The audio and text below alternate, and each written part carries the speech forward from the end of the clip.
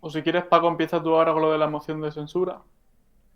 Ah, sí, yo de lo que quería hablar hoy era de la moción de censura que, bueno, que ha marcado la agenda política nacional en esta última semana, el intento de moción de censura, la moción de censura que se sabía que iba a fracasar, que ha hecho Vox y que, bueno, que se ha personificado en la figura por el candidato a la moción ha sido el profesor Ramón Tamames de Economía. Pero antes de meternos en qué es lo que ha propuesto él, que lo vamos a repasar muy brevemente porque obviamente es denso, y sobre todo cuál es el balance político, y con político quiero decir propagandístico, práctico, que ha tenido esta moción en la opinión pública, es decir, si Vox y la derecha en conjunto han salido fortalecidas o no. Me gustaría también que Aarón me hiciese un pequeño perfil como estudiante de economía que es y que era el único que antes de todo esto conocía un poco la figura de este economista, Ramón Tamames, a partir de su obra, que hiciese un breve perfil intelectual de él para, bueno, para ponernos un poco en contexto antes de hablar de lo de la moción. Sí, bueno, yo más bien lo que voy a hacer un perfil biográfico, básicamente, ¿Vale? porque es una persona muy conocida en economía, sí, pero que viene básicamente de, bueno, 90 años de la generación anterior. Es decir, es uno de los grandes dentro de la economía española, pero enseñó más o menos a la gente que tiene hoy de 35 hacia arriba, básicamente. Entonces, Tamames, ¿quién fue? Bueno, pues aprobó las oposiciones a técnico economista y comercial del Estado en el 57.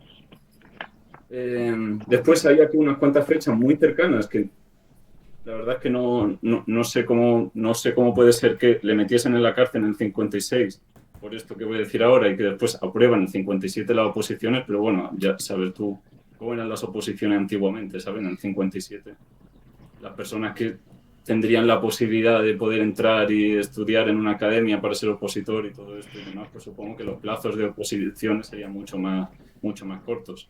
Ahora mismo, de media, para aprobar economista del Estado se necesitan unos 4 años de dedicación íntegra.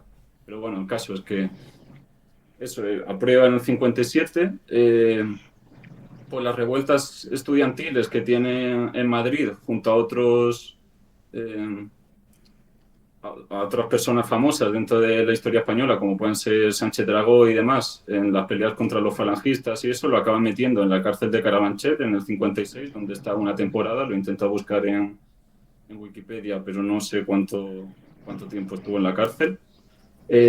A raíz de esto, una vez sale de ella, ingresa en el Partido Comunista de España, donde acaba siendo parte o dirigente general básicamente del mismo, dirigente dentro del comité ejecutivo en 1976, ya a la muerte de Franco y cuando el Partido Comunista sale de la clandestinidad.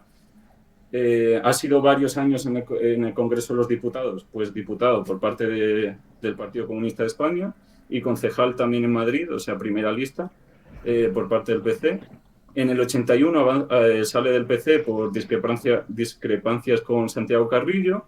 En el 84 monta bueno, lo llamaba Federación Progresista, que era un partido de tendencia ecosocialista, así como tiene además en esa época un ensayo sacado sobre los límites del crecimiento y demás. Entonces sería de corte de creacionista, es que esta palabra siempre me cuesta bastante pronunciarla, sobre los límites de crecimiento y demás. Esto le dura 2 años porque el partido no funciona muy bien. En el 86 lo desmiembra y es uno de la gente que forma Izquierda Unida, junto a otros cuantos. Entonces vuelve a ser diputado por Izquierda Unida y primera lista otra vez en Madrid, por el Ayuntamiento de Madrid, eso, en el 86 por Izquierda Unida. Después, dentro de su biografía más intelectual, pues es el creador del Manual de Estructura Económica, que es uno de los manuales básicos de economía, ya te digo, de esta primera generación de economistas que ahora mismo dominan, pues serían otros profesores como García Miró y Eduardo, no, bueno, Miró y Cuenca García son los que ahora mismo dominan básicamente los manuales de economía en español. Y también tengo aquí algunos ensayos suyos, en el sentido de que es una persona que no había abandonado la política del todo, es decir, que estuvo pendiente de las cosas que pasaron en nuestro tiempo, ¿no?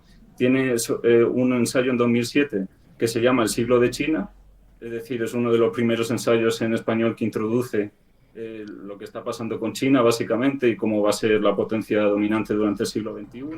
Después uno en 2015 sobre Podemos, hablando un poco de cómo pasó de la nada al todo, a dónde vas Cataluña, es decir, problemas de la España en nuestro tiempo. Y dentro de los premios, pues ha ganado el premio Rey Jaime I, que es el más importante que se puede ganar en economía en España, y el premio de Espasa de ensayo. Vale, pues muy bien. Hecha esta breve biografía, tanto vital como intelectual, vamos a hablar un poco de cuál es el texto que llevó a la moción. Fue un discurso de unos 53 minutos, digamos el discurso inicial que él hizo como candidato, y después tuvo un tiempo algo menor, perdón. Entonces, creo una media hora de réplica. Y bueno, yo creo que, a ver, el discurso es largo, es prolijo, la verdad es denso. Creo que es un poco confuso en el sentido de que no hay una ordenación temática clara, o sea, no ordena los asuntos que expone por bloques temáticos, sino que, a ver, lo hace más o menos, pero se le cuelan cosas de un bloque en otro y hay filtraciones, y entonces es un poco, en sentido es un poco desordenado. Y yo he contado, viendo el vídeo entero y anotando un poco qué es lo que las propuestas básicas o los problemas que él diagnostica a la España actual, yo he contado unos 30 puntos entre problemas y propuestas. Evidentemente no os voy a exponer todos, sino que vamos a intentar, por entender un poco cuál es el discurso que hizo, vamos a intentar primero clasificarlos, ¿no? Pues yo creo que de esos 30 puntos o 30 y algo puntos más o menos se puede clasificar todos en 8 bloques básicos. Claro, es una clasificación sui generis, quiero decir que dentro de cada bloque puede haber problemas algo diversos, pero que yo creo que tienen un sustrato común. El primer bloque yo creo que lo podríamos llamar el de Constitución y Concordia, que va, por una parte, es una defensa de la Constitución, lo cual implica una defensa de la unidad de España y de toda una serie digamos, de realidades o de imperativos legislativos que hoy él considera, y quizá con razón, que se ven amenazados por el actual gobierno, ¿no? Y sobre todo hace una defensa del espíritu que llevó a redactar la Constitución del 76 y... ¿Cuánto sobre la Constitución? ¿76 o 78? 78. 78 se aprueba la Constitución, ¿no? La Constitución del 78 y que pues eso va sobre es un espíritu de concordia, el espíritu de los pactos de la Moncloa, el espíritu que lleva a todos a remar más o menos en una misma dirección y a sacar las cosas adelante. Y fue economista jefe además durante los pactos de la Moncloa, que bueno, eso también, interesante. Eso es quizá lo mejor del discurso y quiero volver a ello al final. Después, bueno, a raíz un poco de este problema, habla de la connivencia que hay entre el gobierno y los partidos regionalistas y sobre todo nacionalistas, que además considera sobre representados por el actual sistema electoral. Y claro, y eso él lo ve una amenaza importante, pues eso, para el régimen constitucional. Después habla de diferentes problemas de seguridad ciudadana, de proliferación. Es verdad que ha subido algo la criminalidad en este último año y tal, aún así España sigue siendo un país muy seguro, objetivamente. Y sobre todo, también aquí aprovecha, claro, para meter el dedo en la llaga de la última reforma, la de la llamada ley del solo sí es sí, que como sabemos ha terminado redundando en la bajada, la disminución de penas de algunos, no sé cuál es el término, agresores sexuales, algunos delincuentes que cometieron delitos de índole sexual, ¿no? Después ha estado hablando de los abusos, de lo que él considera abusos o podemos decir desmanes legislativos del gobierno, es decir, el abuso del decreto ley como herramienta para sacar adelante medidas y este tipo de cosas, un poco el desdeñamiento del control parlamentario que el poder legislativo debe ejercer sobre el ejecutivo y este tipo de cosas, ¿no? Acusa un poco al gobierno de querer establecer un poder omnímodo también con digamos, injerencias en el Poder Judicial y este tipo de cosas. Después, evidentemente, habla de economía, siendo economista, pero bueno, algunos de las críticas que le hace al gobierno en este sentido, la verdad es que no creo que se pueda decir, siendo objetivos, que sean muy justas, porque la mayoría de críticas que hace son referentes a problemas estructurales que España ha tenido siempre, como por ejemplo por la tasa de paro y de paro juvenil, el problema de la deuda pública, el problema de la desigualdad, de la pobreza. Se pueden hacer críticas al gobierno al respecto, por supuesto, como por ejemplo que con la deuda pública que tenemos siguen repartiendo muy a la ligera los fondos europeos y otro tipo de liquidez de la que disponemos, quizá con fines que podrían considerarse electoralistas. El hecho de que España es la única economía grande del euro que no ha alcanzado el nivel de PIB prepandémico. Y luego, sobre todo, hace una crítica del problema de los fijos discontinuos, que en realidad, dice él, son parados disfrazados. Quizá esto también con razón, aunque este es un problema algo más profundo que quizá deberíamos abordar en toda su profundidad e individualmente en otro momento, ¿no? Después, relacionado con la economía, hace varias aseveraciones acerca de la industria, acerca de cómo se está manejando la industria, de cómo se maltrata a ciertos grandes empresarios, como pueden ser, cómo se les demoniza en realidad, como puede ser el de Mercadona, Royce, el de Zara, Amancio Ortega, como el Sí. gobierno, los estigmatiza. Eh, y bueno, y otras críticas que tampoco me quiero meter porque sería quedar en una exposición demasiado densa, pero bueno, considera que no ha habido una política industrial clara y decidida, que no ha atajado el problema de la deslocalización, que bueno, que no se invierte ni más de más y todo este tipo de cosas que ya todos sabemos. Después habla de problemas que podríamos llamar de gestión pública, desde la demografía, que efectivamente tenemos un problema demográfico, pasando por la educación, la sanidad, la vivienda, un montón de cosas que son relevantes y que son muchos de ellos problemas más bien estructurales, todo hay que decirlo. Una cosa interesante es que quiere que se construyan más pisos de protección oficial. Y luego en política exterior pues critica, yo creo que con bastante razón, los bandazos que ha ido dando el gobierno en diversos temas, lo poco que se ha trabajado para construir un espacio iberoamericano, los bandazos con Marruecos, el tema del Sáhara, cambiar la política exterior en un tema tan sensible para España después de tantos años digamos, de relativo consenso, de golpe, sin pasar por el legislativo y simplemente por la cara. Bueno, una serie de cuestiones así de calado, ¿no? Bueno, son muchos temas y yo simplemente quería destacar de todos ellos, quizá el de la Concordia es el más importante. O sea, un tío que ha estado en los pactos de la Moncloa, que ha estado ahí, no solo ha estado, o sea, no solo ha vivido, digamos, pasivamente en España, sino que ha de alguna forma contribuido o ha estado en la vida activa, en la vida intelectual y pública cuando se han firmado esos pactos, cuando se ha hecho la Constitución, cuando diferentes partidos se han, digamos, dentro de sus naturales y necesarias diferencias, pues en fin, han remado por la causa común, o la que entendían que era la causa común, que es al final el bienestar del país y de sus ciudadanos. Que un tío es decir, les afea a los partidos actuales que viven en el enfrentamiento, en el guerra-civilismo y demás, y que los partidos actuales pasen, porque los enfocaban y los otros como que pasaban, y solo es un viejo hablando, o que al final, en fin, en aras de esta concordia y de este acercamiento, pues al final el discurso tiene unas palabras así para todos, les agradece a unos y otros su atención, pese a las diferencias que hayan podido tener, les anima a recuperar esta concordia, ese espíritu constitucional, no sé qué, y que no le aplauda a nadie, solo los que le han llevado ahí. Hombre, un poco de respeto. Un poco de respeto. Tampoco más, pero un poco de respeto. Eso sería importante. Y también es verdad que esto no quiere decir que tenga razón en todo. Es verdad que si tú que reivindicar las posibilidades de la convivencia y todo esto tal, e ir con Vox a la moción de censura, pues hombre. Vox también viven bastante bien en la polarización, en el disenso y tal. Igualito que Podemos, igualito que Bildu, igualito que todos estos, ¿eh? O sea que, en fin. Pero bueno, al fin y al cabo, yo creo que era un hombre bien intencionado y eso es importante reconocerlo. Y no habría estado de más que por lo menos cuando hace ese gesto final, pues, hombre, sí, reconocerlo.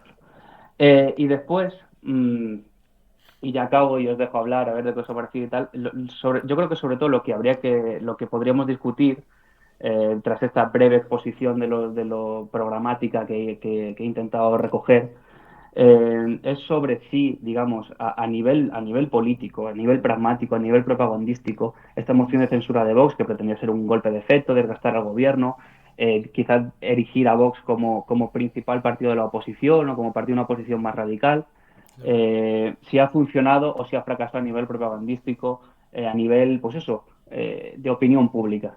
No sé si queréis decir vosotros algo, si tenéis una opinión al respecto, doy yo la mía. Sí, yo tengo. Decir vosotros. Sí. A ver, yo creo que principalmente lo que ha ido a buscar Vox ya no sea solo coger votos o gente nueva que le vaya a votar a las siguientes elecciones, simplemente que se hable de ellos y esta última semana es que yo me meto en Twitter y está en trending topping todos los días temas relacionados con eso. Ya, quieras que no, aunque tú creas que la persona no ha llegado a encajar del todo con las ideas del partido, incluso hay por un ámbito de votantes que no es el suyo, no es el indicado, se ha estado hablando de una semana de ellos, una semana entera, y se sigue hablando. O sea que yo creo que a nivel propagandístico sí que ha sido efectivo.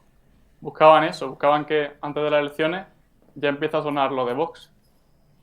Y mucha gente está ya bastante quemada de, pues eso, del PSOE, de Podemos, del gobierno actual. Entonces ya simplemente buscar algo alternativo a lo que hay ahora, aunque no le llega a concretar mucho en sus ideales, pues yo sé que se hable de ello y que sea algo distinto, pues puede llamar la atención a bastante gente. No lo veo mal, la verdad. Hombre, yo creo que llevar a un intelectual que además tiene esa trayectoria económica, yo creo que ha sido una idea muy buena, porque Vox siempre ha tenido mucha fama, sobre todo por comentarios. O sea, Vox es el partido famoso aquí por ser machista, racista, tal, porque Vox es famoso porque hay mucha gente que dice que es el partido más sensato y luego está todo el resto que le odia a muerte. Y solamente, o sea, la fama que tiene Vox es de ser básicamente unos Crispación falangistas. hecho partido, ¿vale? Claro. Sí, Y sí, sí. entonces, yo creo que sí que es bastante inteligente por su parte ofrecer un discurso más serio en este caso. Quiero decir, es una limpieza de imagen radical. Además, la gente, lo poco que he escuchado yo, eh, los pocos comentarios que he escuchado yo defendiendo a Vox han sido siempre por la parte económica, han sido siempre diciendo, bueno, sí, es que es un partido que está bastante dividido, pero sí que tiene una sección de economistas que son muy punteros, que son muy, muy capaces. Creo que sobre todo hace unos años, porque me parece que han tenido, no sé si han tenido algún problema, igual Aaron me puede corregir ahora, que ha habido ciertos cambios en estos últimos años, pero que siempre han tenido eso, buena fama por sus economistas y por ciertas medidas que podían llegar a ofrecer. Entonces yo creo que lo que han querido hacerse es un lavado de cara, preelecciones, y ya está. Sabían que tampoco les hacía falta decir nada excesivamente rocambolesco sobre el gobierno actual para hacerle daño, porque cuando estás en el poder siempre es muy fácil tocarte los puntos débiles, y ahora mismo con todos los problemas que ha habido ya a nivel internacional es que es muy fácil decir, no, es que esto es porque el gobierno lo ha hecho mal, así que ya está, el gobierno es basura y nosotros vamos a decir lo básico, ya está, y quedar bien. A ver, yo creo que tal como lo dicen ahora mismo los periódicos en general, es básicamente un circo. Lo que se ha montado es un circo, era algo que no iba a salir, que no servía para nada, pero que, bueno, ya tiramos para adelante, dejamos a este hombre que se exprese, que diga lo que quiera, que esté aquí. Bueno, tanto es así, tanto se creía que no salía para nada, que eso, que ni el PP le ha dado, en plan, se ha abstenido, ni siquiera con las palabras de la portavoz esta del PP, que fueron, literalmente, se me acuerda de memoria, fueron, nos abstenemos por respeto a los españoles. No, votamos no, espérate, perdón. Eh, sí, es que no me acuerdo del todo. Pero era básicamente, sí, no, nos abstenemos o no decimos que sí, eso, no decimos que sí por respeto a los españoles y nos abstenemos por respeto a usted, señor Tamames. Es lo que decía la portavoz del PP al empezar. sobre esta moción de censura, ¿no? Y eso, y en términos electorales, pues claro, esto no ha servido. Si el propósito era echar a Pedro Sánchez en la moción de censura, pues no ha servido para nada, precisamente. Pero yo creo que al menos se han podido definir.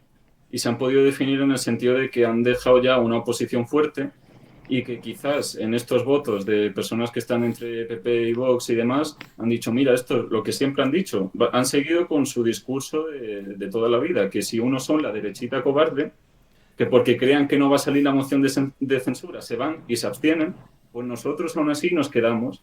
Y nos quedamos porque somos un partido que vamos a ir con nuestros ideales hasta el final. Y entonces, quizás entre esas personas que estaban entre Vox y PP, que son las que puede hacer la diferencia de quedarse entre, yo qué sé, 47 diputados y 57, pues quizás quieren ir a por ese grupo de gente, vaya. Porque después otra gente más moderada, pues se supone, según los periódicos y eso, que no, que esto no les ha servido de mucho y que posiblemente les haga daño electoral, pero no lo sé, la verdad, habrá que ir viendo. Sí, una cosa importante que, vamos, no he dicho yo al principio, quizás es un error, es que la moción de censura, o sea, la estamos juzgando en términos, digamos, propagandísticos, porque su finalidad no era otra que la propagandística. O sea, no había ninguna pretensión de que la moción tuviese una efectividad política, que no sería otra que derribar al gobierno, claro, pero no había, la aritmética parlamentaria no posibilitaba obtener los votos necesarios para ello. Entonces, la moción nunca ha tenido una finalidad, digamos, política, inmediata, parlamentaria, sino institucional, sino ha tenido siempre una pretensión propagandística y por eso la juzgamos en esos términos. Su éxito o su fracaso depende de ello, porque su fin no era otro que ese.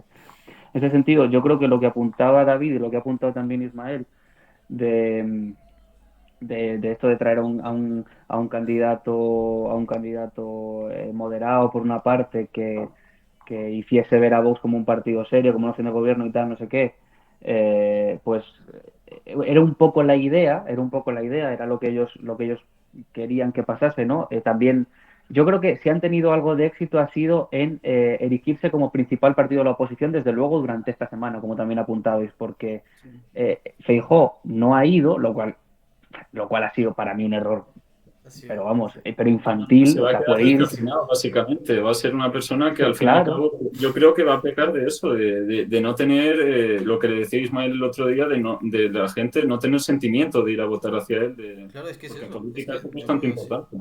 Y este es un error que ya cometió Rajoy cuando no fue a aquel debate electoral. Y, o sea, quiero decir, y tuvo que ir la entonces vicepresidenta Soraya Sáenz de Santa María y todos los demás candidatos. Claro, ¿qué van a hacer? Con razón le decían, oye, pero Rajoy, ¿qué pasa? Que le deberían decir, ¿qué pasa? Que tiene miedo.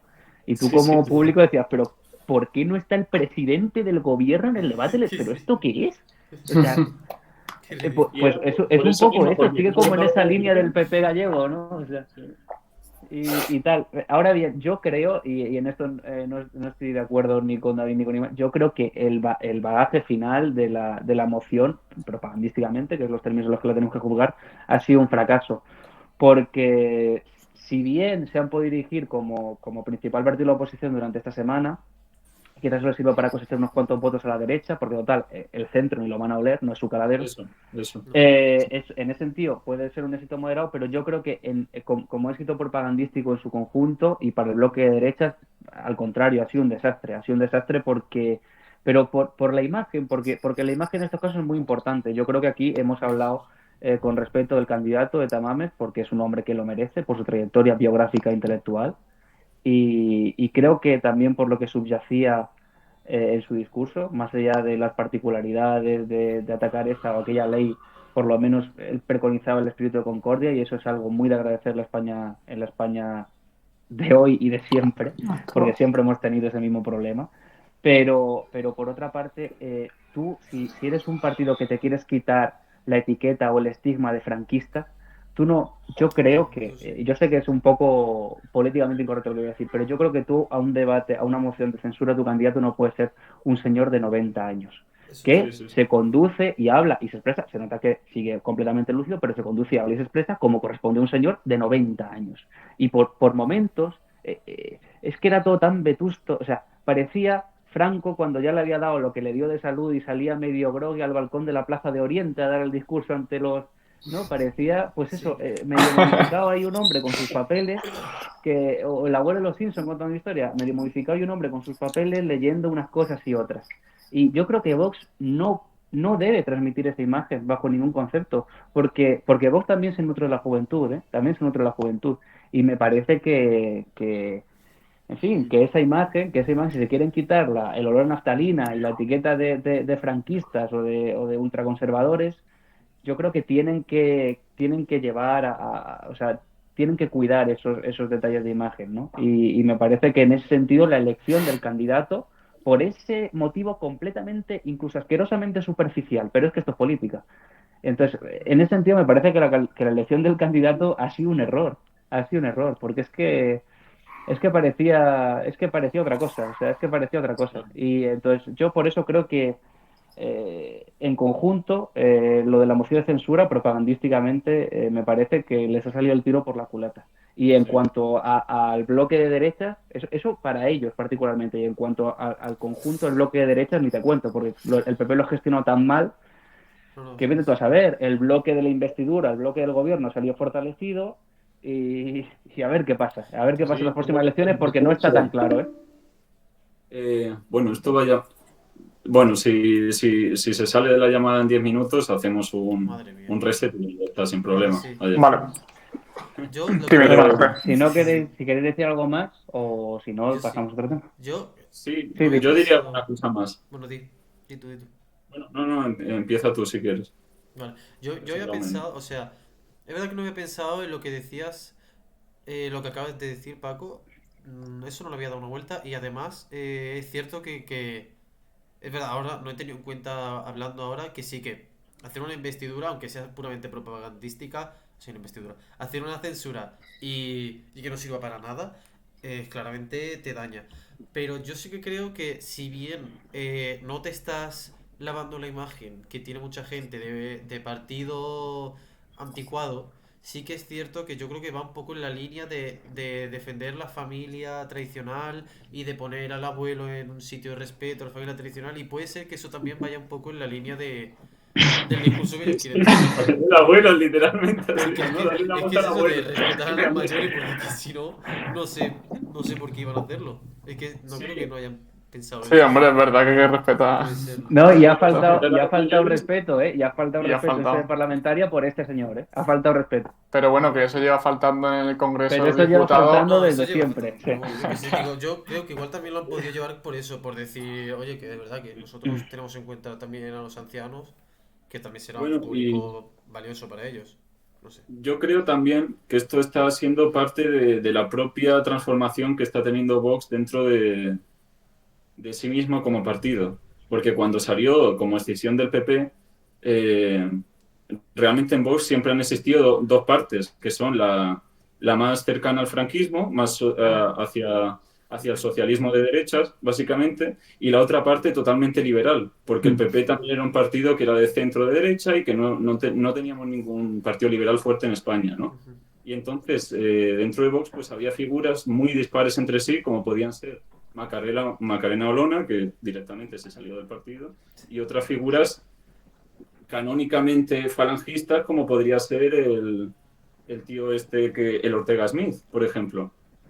Y entonces, dentro de esta pugna que están teniendo, yo creo que durante estos últimos años, desde que se presentó la primera vez y demás, cada vez está teniendo esta parte de Vox más cercana hacia el socialismo de derecha, más preponderancia que la liberal nunca la había tenido, pero creo que está realmente perdiendo, ¿no? Bueno, Rayo cuando hizo la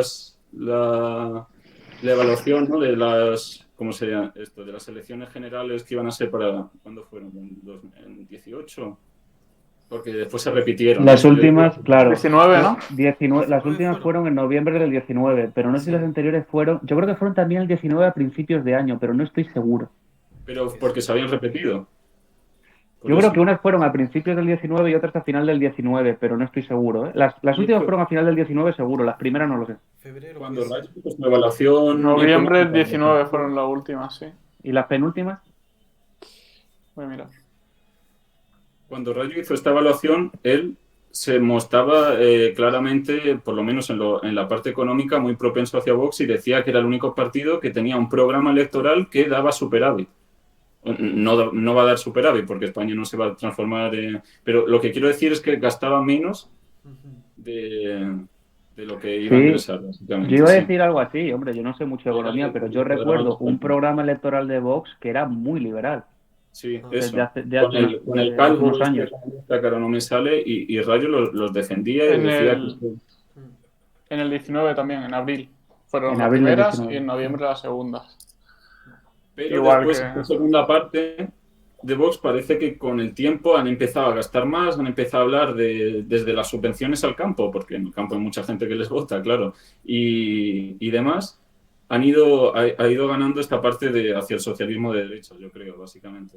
Y que bueno, un intelectual clarísimo en este respecto, pues era Tamames, pero desde el Partido Comunista de España, pero siendo de esa parte defensora de la nación como sí, pues, pues le representaba muy bien esos ideales, básicamente. Sí.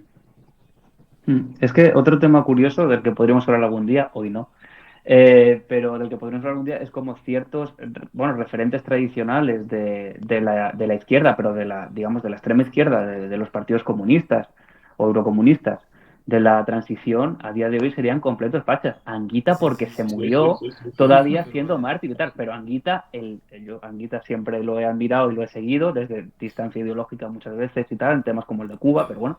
Y Anguita, antes de morirse, lo que pasa es que nadie le hacía ni caso, pero yo que lo leí un poco lo que decía, Anguita antes de morirse decía que sí, que había, como decía Trump en México, pues que había que construir un muro igual en Ceuta y en Melilla, que era una cuestión de, pues hombre, no podíamos dejar entrar a cualquiera y por otro lado, que es que era de una cuestión casi humanitaria, porque para que estén saltando y muriendo, pues que no puedan entrar de ninguna de las maneras y listo, ¿no?